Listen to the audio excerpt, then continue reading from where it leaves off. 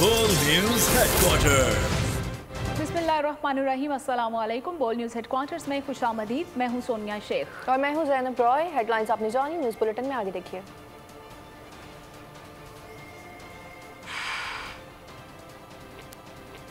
गजा पर सबसे बड़ा हमला, जुल्म की हर हद पार, हर तरफ चीखो पुकार,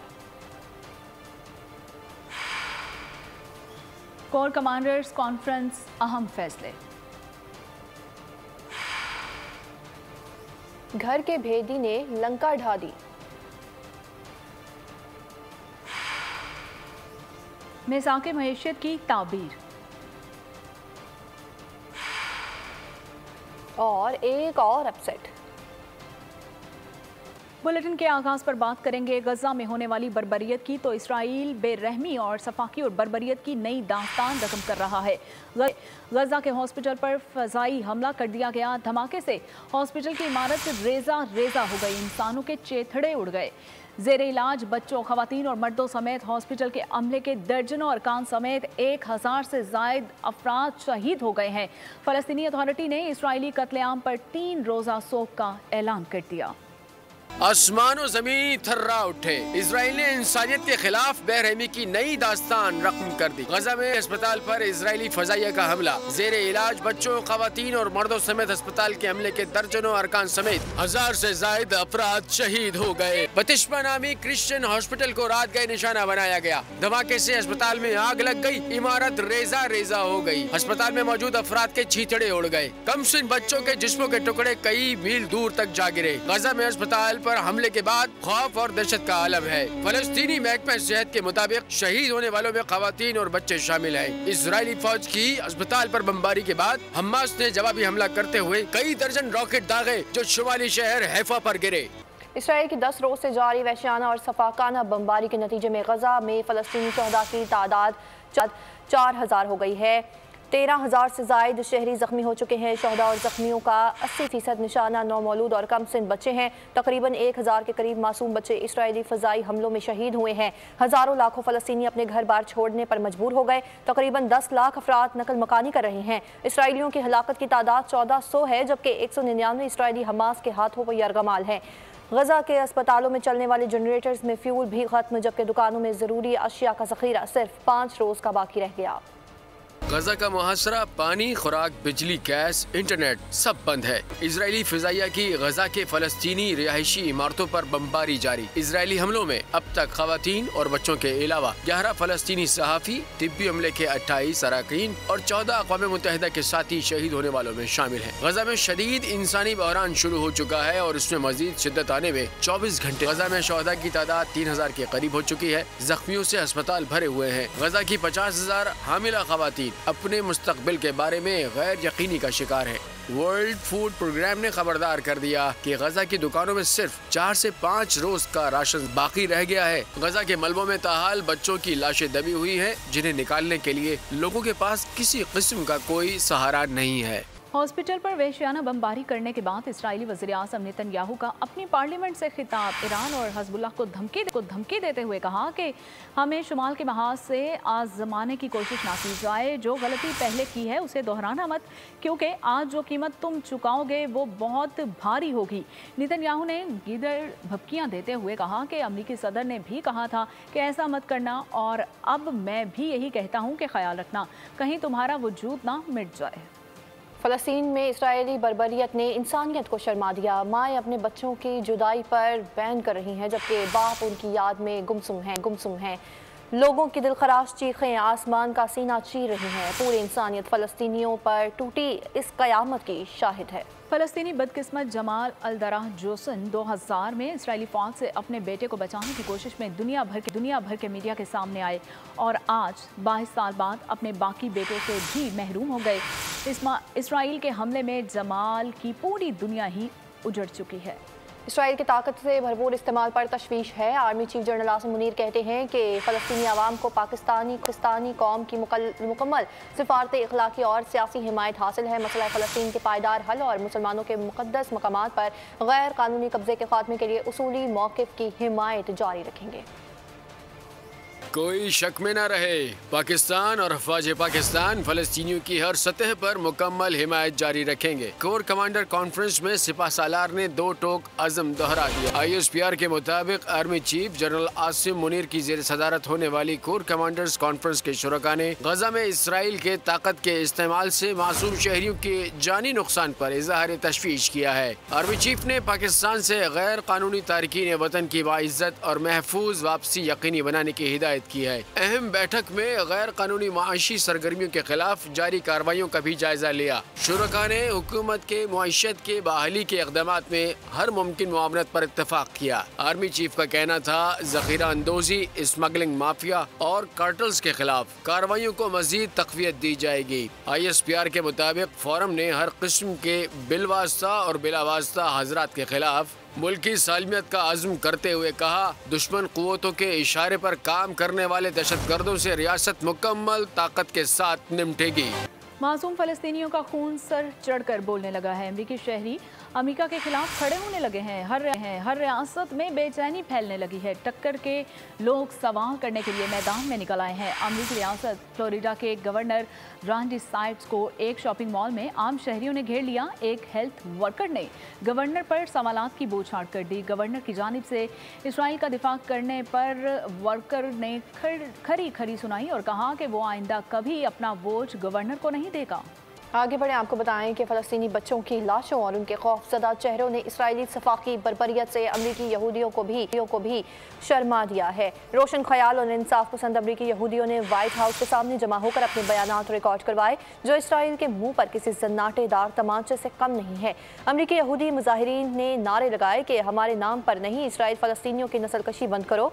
अमरीकन जियो कम्युनिटी ने कहा है कि आप भी देखिए। गजा पर जुल्म बर्बरियत के खिलाफ दुनिया खड़ी हो गई है। यूरोपीय यूनियन के मेंबर क्लियर डेली ने इसराइल पर शदीद तनकीद की है। मगरबी ममालिक को भी आईना दिखा दिया। आयरलैंड से मुतल्लिक रखने वाली क्लियर डेली ने कहा है कि अपने 40 साल सियासी करियर में ऐसी बमबारी कभी नहीं देखी है जो गजा में जारी है। इसराइल ने एक हफ्ते के अंदर 1000 से ज़ायद फ़लस्तीनियों का कत्लेआम भी किया है। दुनिया के सामने अपनी सिफाक हुकूमत बेनकाब होने पर इसराइली शहरी आपे से बाहर होने लगे। न्यूयॉर्क में एक आर्मी ब्रांड की शॉप के बाहर एक इसराइली सहूनी जनूनी हो गया। गजा के फ़लस्तीन के लिए इमदाद जमा करने वाले अक़वाम मुत्तहिदा के रज़ाकारों पर चढ़ दौड़े और उन्हें गालियां दी, कत्ल करने की धमकियां तक दे दी। और अब आपको बताएं कि गजा में इसराइली दरिंदों के वहशियाना जुल्म बर्बरियत पर दुनिया भर की तरह पाकिस्तानी आवाम भी बरहम। इसराइल के खिलाफ दुनिया भर में एहतजाज। खैरपुर में फ़लस्तीनी आवाम के साथ इजहार यकजहती के लिए ख़वातीन की रैली, पेशावर, साहिवाल और बिहाड़ी में भी रैलियों का अहतमाम किया गया। मुजाहिरीन का कहना था गजा में फौरी जंगबंदी के लिए करके मुतासरीन की इमदाद बहाल की जाए। बुलेटिन में आगे बढ़ते हुए आपको बताएं कि फ़लस्तीन के मामले पर कराची के हरीफ जमातें भी आमने सामने आकर एक आवाज़ हो गई हैं। एमक्यूएम पाकिस्तान के रहनुमा मुस्तफ़ा कमाल की फ़लस्तीन में इसराइल की तरफ से वहशियाना बमबारी की मजम्मत। कहा, इसराइल को जुल्म ढाने से कोई रोकने वाला नहीं है। उम्मत मुस्लिमा आज मुत्तहिद नहीं दिखाई देती। हमारे सियासी इख्तलाफात हैं, लेकिन फ़लस्तीन के मामले पर पूरी उम्मत मुस्लिमा को मुत्तहिद करेंगे। जमात इस्लामी कराची के अमीर हाफिज़ नईम ने कहा कि इसराइल दहशतगर्दी कर रहा है, जबकि अक़वाम मुत्तहिदा तमाशाई बनी हुई है और अमेरिका इसका साथ दे रहा है। अमेरिका अपनी ताकत से इसराइल की हिमायत कर रहा है। ये लोग किसी मुल्क पर जाकर काबिज नहीं हुए हैं, उनकी टेरिटरी पे कब्जा किया गया, उनसे जगह छीनी गई है और फिर ये सारा जुल्म हो रहा है। अपने अपने इख्तलाफात रखने के बावजूद हम दुनिया की सुपर पावर्स को, जालिम सुपर पावर्स को ये दिखाएं कि आज अपने इख्तलाफात रखने के बावजूद इस शहर में कम से कम जो वो उम्मत और इस शहर के रहने वाले आज फ़लस्तीन के मासूम शहीद होने वाले बच्चों के नाम पर आज ये एक हो गए हैं। हम शायद फ़लस्तीन पे होने वाले बच्चों के मजालिम को अगर ख़त्म नहीं कर सके तो शायद उसमें कोई कमी वाक़ई हो सकती है।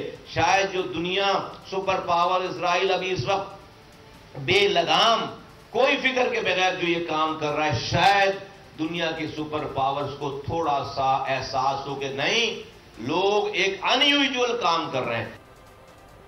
और अब सियासी मैदान से खबर शामिल करेंगे। साइफर केस में 2 अहम शख्सियात के बयान सामने आ गए हैं। मरकजी गवाह आजम खान ने बताया चेयरमैन PTI ने पाकिस्तान आर्मी के हाई कमान के खिलाफ टारगेटेड प्लान किया। असद मजीद के बयान के मुताबिक चेयरमैन PTI के साइफर मामले ने पाकिस्तान के कम्युनिकेशन सिस्टम को नुकसान पहुंचाया है। साइफर केस में मरकजी गवाह आजम खान का तहरीरी बयान सामने आ गया। आजम खान के 164 के बयान की कॉपी बोल न्यूज ने हासिल कर ली। बयान में बताया गया कि चेयरमैन PTI ने पाक फौज की हाई कमान के खिलाफ टारगेटेड प्लान किया, सियासी मकासद और अदम एतमाद में रेस्क्यू के लिए प्लान तैयार किया। चेयरमैन PTI इदारों पर तहरीकी अदम एतमाद में मदद के लिए दबाव डालना चाहते थे। साइफर के हवाले से स्पीकर की गैर कानूनी रूलिंग चेयरमैन PTI की बतौर वजीर आजम हिदायत पर दी गई। चेयरमैन PTI ने साइफर की कॉपी हासिल की और बाद में कहा कि कॉपी गुम हो गई है। वजीर खारजा शाह महमूद कुरैशी साइफर मामले पर चेयरमैन PTI को पहले से ही आगाह कर चुके थे। आजम खान के बाद फॉरेन सेक्रेटरी भी चेयरमैन PTI के खिलाफ गवाह बन गए। असद मजीद के 161 के बयान के मुताबिक चेयरमैन PTI के साइफर मामले ने पाकिस्तान के कम्युनिकेशन सिस्टम को नुकसान पहुंचाया। हमारे सिफारतकार और उनके मुस्तकबिल की सिफारतकारी की साख पर भी उसका असर पड़ा। 7 मार्च से लेकर आज तक साबिक वजीर आजम से न कभी मिला और न ही बिलवास्ता और बिला वास्ता बातचीत हुई। वजीर आजम के मुआविन खुसूसी से भी कोई मुलाकात नहीं हुई। मैंने assistant secretary US department Donald Lu को 7 मार्च को मदऊ किया। पाकिस्तान हाउस वाशिंगटन में मुलाकात पहले से दोहराने पर तय थी। और यहाँ आपको बताएं कि ऑर्गेनाइजर मुस्लिम लीग नून मरियम नवाज कहती हैं कि नवाज शरीफ मिसाक मईशत को ताबीर देगा, इदारों की फिर से तामीर करेगा। हमारा एजेंडा कर्ज पर चलने वाली मईशत और महंगाई से छुटकारा है।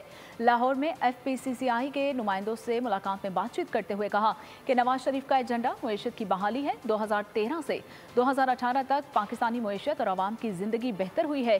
कहना था कि साबिक वज़ीर आज़म की आमद का मतलब कारोबार का चलना, सन्नत और तजारत का दोबारा जिंदा होना है।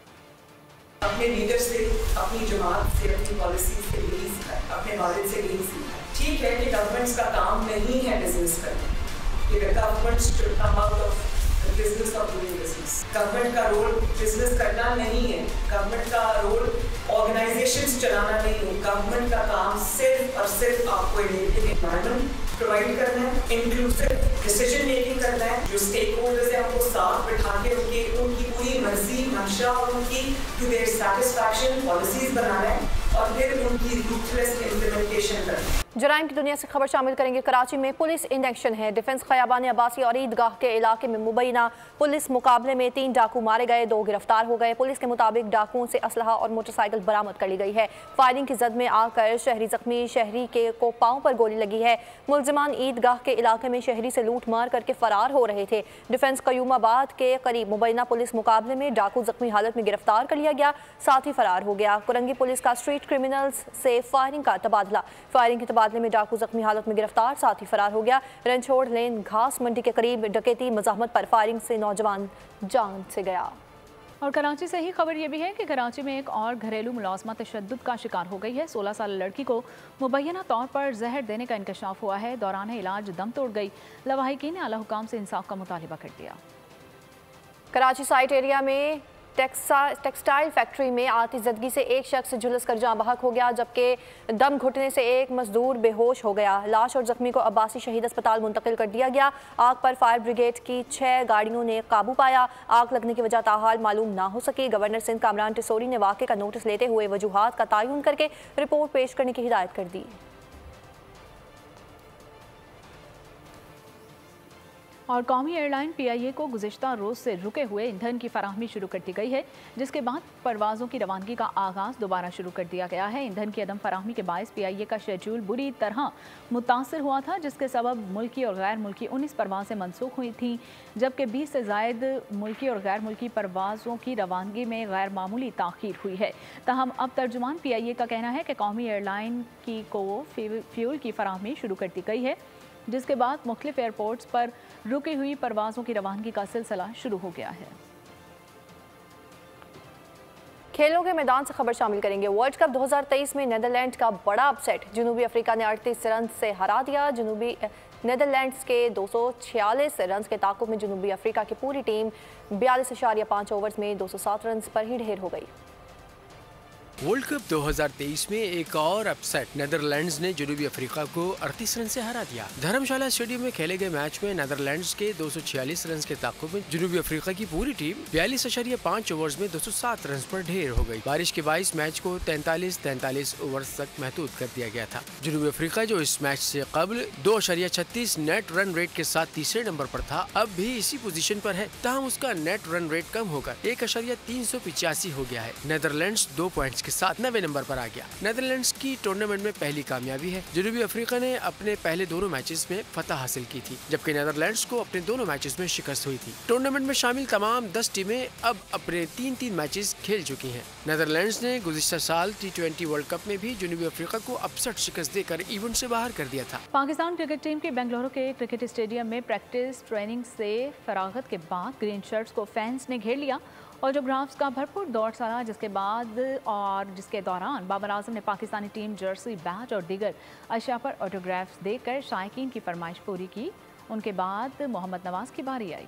सरबरा पाक फ़िज़ाइया air chief marshal Zaheer Ahmed Babar Sidhu से कमांडर हंगरी एयर फोर्स की मुलाकात हुई है। तर्जुमान पाक फ़िज़ाइया के मुताबिक commander Hungary air force brigade general Joseph cooler ने अपने वफ्द के हमरा एयर हेडक्वार्टर्स इस्लामाबाद का दौरा किया। सरबरा पाक फ़िज़ाइया और कमांडर हंगरी एयर फोर्स के माबैन मुलाकात दोनों फ़िज़ाई अफवाज के माबैन ताल्लुकात के एक नए बाब का आगाज़ है। मुलाकात पाकिस्तान और हंगरी के माबैन दिफाई सनत और अस्करी शोबे में बढ़ती हुई 2 तरफ़ा शराकत दारी का सबूत है। एयर हेडक्वार्टर्स आमद पर पाक फ़िज़ाइया के चाको चौमद दस्ते ने ब्रिगेडियर जनरल जोसेफ कूलर को गार्ड ऑफ ऑनर पेश किया। दुबई में प्रॉपर्टी खरीदें, सरमायाकार 42% तक डिस्काउंट और गोल्डन वीज़ा 3 रोज़ तक मुफ्त क़याम और फ्री एयर टिकट्स हासिल करें। दुबई की मारूफ रियल इस्टेट कंपनी एम्बियत ने पाकिस्तानियों के लिए पेशकश कर दी है और लाहौर केनेडी होटल में सरमायाकारों के लिए एक्सपो का इनेकाद किया गया। ECO एम्बियत उस्मान यासीन ने कहा कि दुबई में प्रॉपर्टी का कारोबार मुनाफे बख्श बन चुका है, जिसमें सरमायाकारी करके बेहतरीन मुनाफा हासिल किया जा सकता है।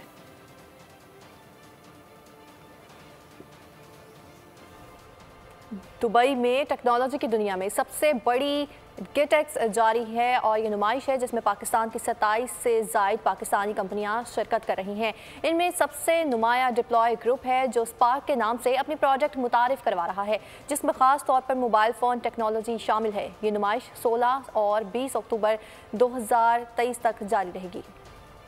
दुबई में गल्फ इंफॉर्मेशन टेक्नोलॉजी एग्जीबिशन का इफ्तिताह। 5 रोजा नुमाइश में 170 से ज्यादा ममालिक और 6000 कंपनियों की शिरकत। एग्जीबिशन में 27 पाकिस्तानी कंपनियां और 45 स्टार्टअप भी नुमाइश कर रहे हैं। डिप्लॉय ग्रुप के जरिए चलने वाला इनकलाबी मोबाइल ब्रांड स्पार्क्स स्मार्टफोन भी टेक्नोलॉजी नुमाइश में शामिल। हमारे लिए बहुत बड़े आज़ाज़ की बात है कि इतने बड़े ग्लोबल फोरम के ऊपर एक पाकिस्तानी ब्रांड जो है वो शोकेस कर रहा है अपने प्रोडक्ट्स को और बहुत पजीराई मिल रही है, बहुत लोग आ रहे हैं। As a local brand Pakistan में सिर्फ अभी हम स्पार्क्स ही पाकिस्तान में काम कर रहा है और एक्चुअली यहाँ आने का मकसद ये है कि एक्सपोर्ट मार्केट लोकल ब्रांड की ही होती है। तो हम ये चाहते हैं कि ये लोकल ब्रांड पाकिस्तान का नाम दुनिया के हर मुल्क में जाए। Chairman deploy group Asif Khan का नुमाइश को सराहते हुए कहना था कि टेक्नोलॉजी की दुनिया में रुकावटों को तोड़ना और पाकिस्तान को तरक्की की राह पर गामजन करना हमारा विजन है।